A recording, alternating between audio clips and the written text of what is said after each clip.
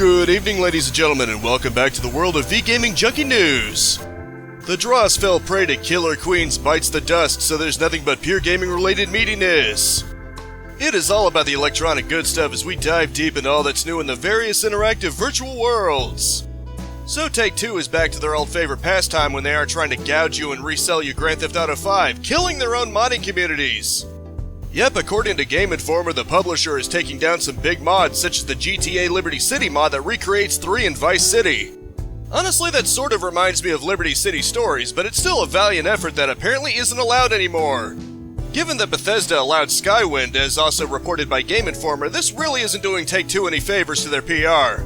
If they're doing it for GTA 6, here's a little tip for you.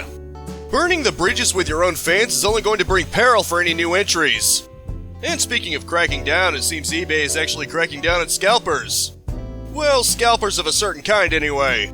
For those of you who are unaware, Steam is coming out with a portable computer device called the Steam Dock that's comparable to the Nintendo Switch due to having a similar looking design. Valve, interestingly enough, placed a $5 registration fee to try to curb the amount of scalping, although let's be real, they're making enough off their dirty deeds that they could probably still afford a lot of them. It seems the violation concerns guaranteeing order, which Valve specifically says they aren't and they have to be shipped within 30 days of listing. Honestly though, the only way to stop scalping for good is to quit buying into it.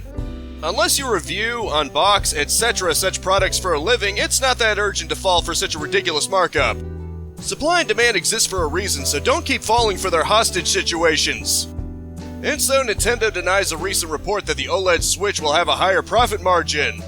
Basically, the OLED Switch is a very slightly improved Switch with an OLED screen. Far from the Switch Pro people were hoping for, as it's still 720p and same overall specs, although it does double internal storage to 64GB, adds an Ethernet port to the dock, and has a better kickstand.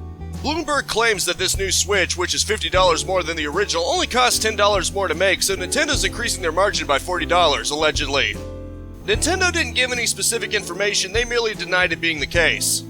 Honestly, it's hard to tell who to believe in this, since Nintendo would obviously not want people to believe that, although those improvements at least sound like they'd cost slightly more than $10 even in manufacturing. Then again, maybe Nintendo got a good bulk deal, but the truth will remain a mystery for now. So in other news, Netflix is branching out into video gaming, weirdly enough. In seemingly another case of we're going to go into a branch we have no business of moving into because we want the monies, Netflix appears to be trying to swallow up game companies. Apparently, it plans to start with mobile gaming and maybe possibly branch out from there. Netflix claims they're competing with themselves to improve their service, which is honestly a fairly corporate thing to say, so it really doesn't mean anything.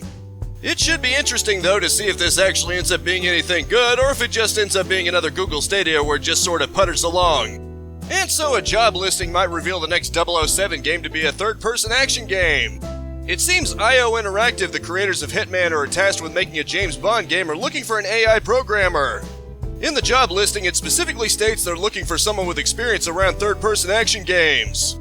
It certainly wouldn't be the first time James Bond has gone third-person, after all, we do have everything or nothing. It seems the game will also take place before James Bond got his secret agent status. From how the movie sounds, I've honestly lost interest in anything new related to James Bond, but hopefully this will be pretty good. After all, if anyone has a chance at making a good James Bond game, it's probably the people who made Hitman. So in other news, it would seem early Wii Remote ideas were leaked. According to Dreamers Dev on Twitter, early concepts were lime green and had various different kinds of ideas. 2 of them included a sort of TV remote ring, one of them being a D-pad layout and the other one a whole circle, and even 2 small buttons around the A to represent shoulder buttons. It seems the 1 and 2 were also going to be X and Y, as has become tradition for Nintendo and Microsoft controllers. A more finalized design has it mostly the same, including being white, but experimenting with back and pause buttons. They weren't removed, but they would become the minus and plus respectively. It seems this leak is a result of the infamous Giga Leak that unearthed quite a motherload of Nintendo data, including prototypes and various other things. Not gonna lie, it would have been interesting if the Wiimote had a few more buttons, as even with a nunchuck add-on, it was a bit of a step down from the GameCube, clearly relying on motion controls to fill the gap. And speaking of leaks, Marcus Leto shared a few Halo weapon prototypes. If you're curious who he is, he's just some low-level nobody who only co-created the entire freaking franchise. These weapons come from a 2000 Halo PC build and would have included a concussion gun, an excavator, a particle beam rifle, and a microwave gun. I was the most interested in the microwave gun, of course, but I'm pretty sure that's bias. After all, the name provokes the image of such things like the microwave expander in Duke 3D or the plasma rifle mod from Doom Eternal. It seems to fire off radiation like an actual microwave, as you can see the gun light up and not really fire anything visibly.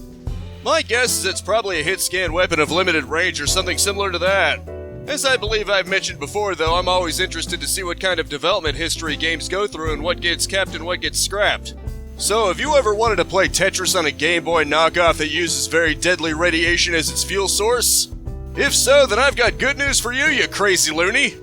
A YouTuber named Ian Charnas decided to take it upon himself to power this small device using uranium fission. For those of you not in the know, it's probably the most common way to power nuclear reactors such as those used by the Navy as well as nuclear power plants. The thing's extremely impractical, requiring expensive uranium and only really producing enough power to play Tetris for about an hour. Personally though, I just think it's dishonest to compare it to a Game Boy. If y'all were to ask me, it's just not a Game Boy if it can't play Pokemon. Those are just the rules that I totally didn't make up just now. Still, it is a pretty neat concept, even though you're probably better off just grabbing a power bank for your portable power needs. Well, at least all donations go to families that are affected by the Chernobyl incident, so at least it's going to a good cause. And as always, from the page of Games Radar, it's time for the latest batch of release dates fresh out of the oven. Starting on the 27th is the Great Ace Attorney Chronicles for PC, PS4, and Switch, as well as High Fleet for just PC. This is followed up with Microsoft Flight Simulator for Series X, Neo The World Ends With You for PS4 and Switch, as well as Nightbook for the Old Band of 4. Still not done, Skydrift Infinity for the Old Band of 4 and Tribes of Midgard for PC and PlayStation rounds out the 27th. The 28th sees Final Fantasy 1-3 Pixel Remastered for PC and Unbound Worlds Apart for PC and Switch. The 29th has Arcsmith for Oculus Quest, The Ascent for PC and Xbox, and Eldest Souls for PC, PlayStation, Xbox, and Switch. Finally, The Long Gate for Switch rounds things out on the 29th.